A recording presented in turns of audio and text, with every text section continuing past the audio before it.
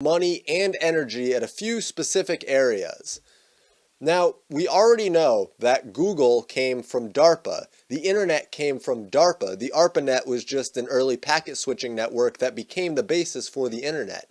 That all came from DARPA, and Facebook just conveniently begins the same day the DARPA program LifeLog ended. And it just so happens that the LifeLog program would have been completed with a system like Facebook. DARPA even had a hand in the technology behind Siri, specifically the AI. They've also been responsible for new drone technology, night vision goggles, and GPS. I mean, the list goes on. And when they had a hand in creating Siri, I understand that they say that it was just the AI and more specifically the cognitive assistant that learns and organizes, but it doesn't mean that I trust Apple to not still be connected with DARPA and allowing them access to the data. I mean, Apple even admitted that they store questions, messages, and commands that people have said to Siri for up to 2 years.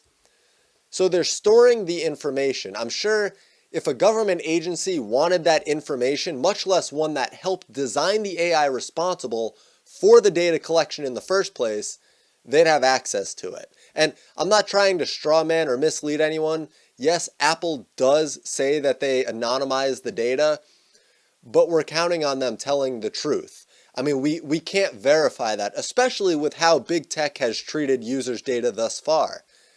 And how much goes on that we just don't know about. I mean, do you feel confident that every unverified use of users' data is caught and reported? Because I don't. So I'm not saying that DARPA is getting information from Apple, but I am saying that I have no reason to trust Siri outright. But regardless, Siri isn't the focus of this video because there's something far more menacing waiting on the other side of DARPA's vision right now. And we can't allow the clear writing on the wall to disappear behind the inherent lack of motivation that people have to protect their own existence and sovereignty up until the minute that the threat is breathing down their neck. And I'm talking about DARPA's push for brain interfaces that create super soldiers. But that's not even the strangest part. The real alarm bells go off when you hear about the N3 technology that they're going to use. It's called Next Generation Non-Surgical Neurotechnology.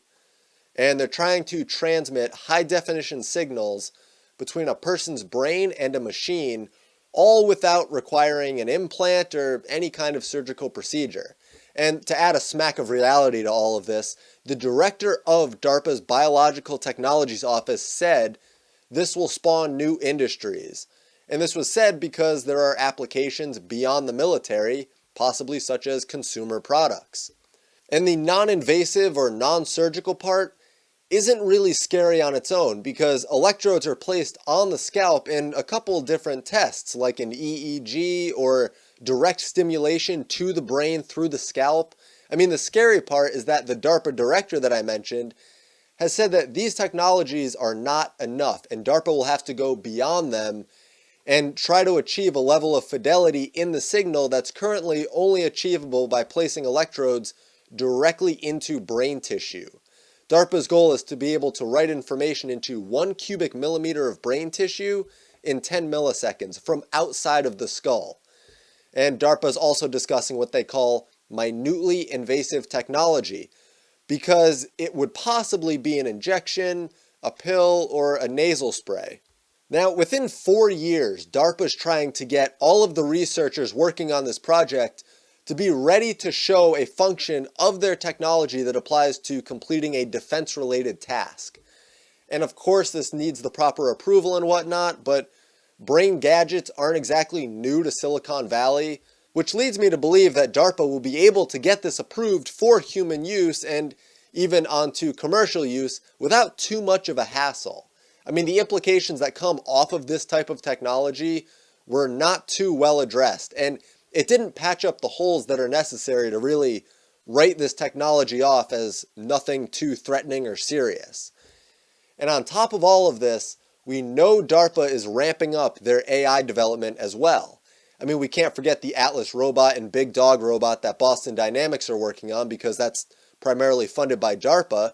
And now they've just recently announced $2 billion in funding for AI Next, which is a DARPA program trying to move AI to learning more similar to how humans actually learn. Essentially, they're trying to give AI reasoning and communication skills, because right now AI is largely wasteful and expensive because the algorithm has to run through all of the possible eventualities. But if AI can adapt like humans, then they can apply reasoning and communication as shortcuts in the AI's train of thought.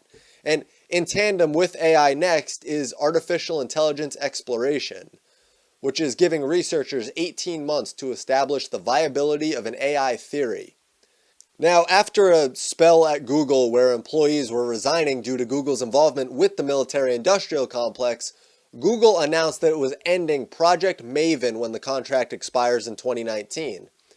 Project Maven was exposed last year and showed that Google was working with DARPA on AI image recognition for drone warfare.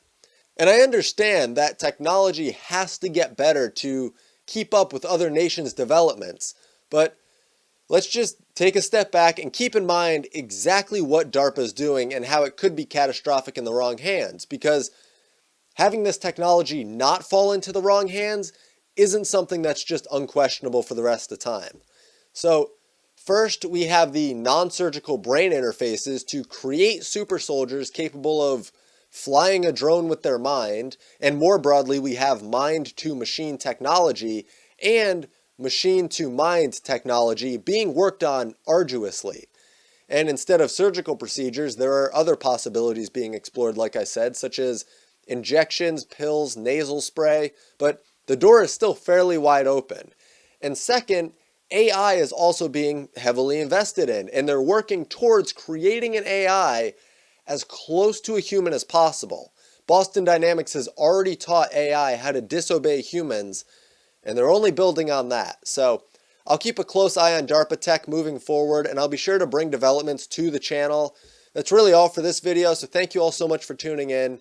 I mean, the only way to keep places like DARPA in check with policies and legislation proposed is to be informed about what they're doing so you can see the complete picture. So be sure to leave a like on this video, subscribe if you haven't, and share this video